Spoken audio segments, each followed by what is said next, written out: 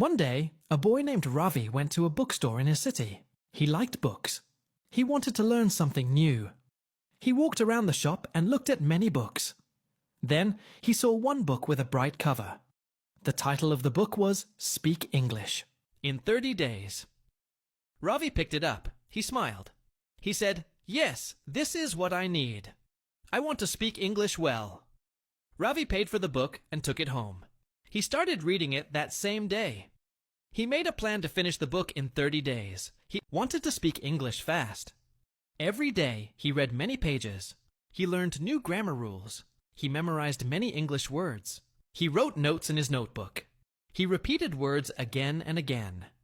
He was very serious about learning English. After 1 week, he knew 100 grammar rules. After 2 weeks, he learned 200 new words. He felt happy. He thought, "I'm doing well." But then, one small thing changed everything. One day, Ravi was walking on the road. A tourist came to him and said, "Excuse me, can you help me find this place?" Ravi looked at the tourist. He wanted to help, but he could not say anything. He just smiled. He felt nervous. His mind went blank. He forgot all the English. He stayed quiet. The tourist walked away. That night, Ravi stood in front of the mirror. He looked at himself and said, "I know English. I study every day. I learned so many words. I read grammar rules, but I cannot speak. Why? What is wrong with me?" Ravi felt sad and confused. But this question was very important. And today, we will try to answer Ravi's question. Let's learn how to speak English naturally, not by using the same old tips, not by only reading or memorizing, but by using new ideas, simple ideas, powerful ideas, ideas that really work. Tip 1. Record yourself talking randomly. Let's go back to Ravi. After that embarrassing moment with the tourist, he felt broken. But he didn't give up. He stopped focusing only on grammar rules and vocabulary lists. He asked himself, what if I just try talking, like I do in my native language? So one night, Ravi picked up his phone. He opened the voice recorder, and he just talked. He wasn't reading anything. He wasn't repeating after a teacher. He was just saying whatever came into his mind. He said things like, "Today was strange. I woke up late. I had tea. Then I saw a crow staring at me. I thought it had a message. I don't know why I felt that." He spoke for 1 minute, then 2, then 5. At first, it was weird. He felt shy even though he was alone. But slowly, he started to enjoy it. And here's the magic. When Ravi played the recording later, he heard himself in a new way. He noticed how fast he was speaking, where he stopped, where he got stuck. He also noticed the small words he always forgot, like at, in, to. He began to understand something important. Fluency is not only about speaking, it's also about listening to yourself. By listening to his own voice, he became his own coach. Sometimes, what he said didn't even make sense, but that didn't matter. The goal was not perfection. The goal was flow. When you talk randomly, your brain starts to think in English. You stop translating from your native language. You stop planning every sentence. And that's when your English starts sounding natural. Think about it. How do babies learn to speak? They don't start with rules. They just talk, mumble, play with sounds. You can do the same. So here's your simple task for today. Take your phone, open the recorder, and talk about anything. Your day, your dog, your dinner, your dream. Don't worry if it's messy. Don't worry if it's boring. Just speak. Talking randomly has thinking freely. Speaking naturally.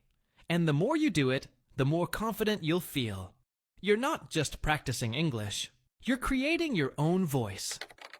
Tip 2. Practice silent conversations. In public. Here's a powerful secret. You don't always have to speak out loud to practice speaking English.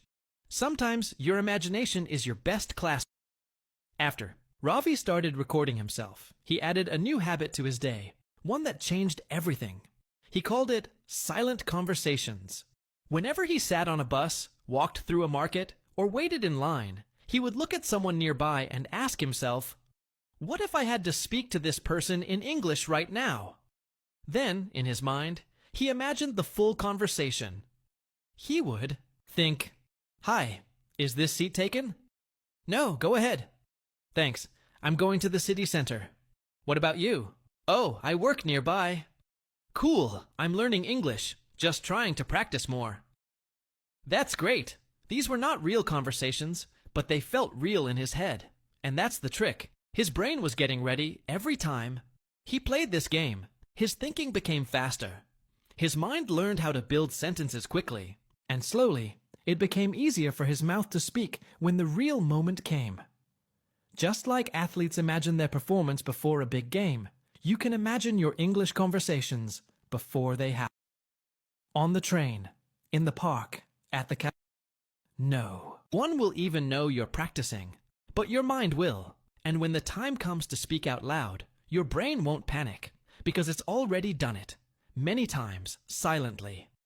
So remember, your mouth speaks only when your mind is ready. Train your mind every day with silent talks, and soon, speaking English will feel as natural as thinking it. Tip 3. Use response drills while watching anything. Next time you watch a YouTube video or a movie, pause after each sentence and respond to the actor. If the character says, "I had a bad day today," you respond immediately with, "Oh, really? What happened?" This is not shadowing. This is interacting. You are pretending to join the conversation. Over time, your reactions will become faster, funnier, and more natural. This is real-world speaking. This is natural flow. Tip 4. Use music to train your intonation. Speaking naturally is not just words. It's rhythm, tone, and music. Ravi started doing something new. He chose English songs with slow, emotional lyrics. He listened to one line, paused, sang it back. Not because he wanted to sing, but because he wanted to feel the music of English. Try this. I'm only human after all. You. I'm only human after all. When you copy this music, your English starts to breathe. It becomes alive, natural, real. Tip 5. Create your own catchphrases. We all have favorite words or lines in our native language. Why not create your own in English?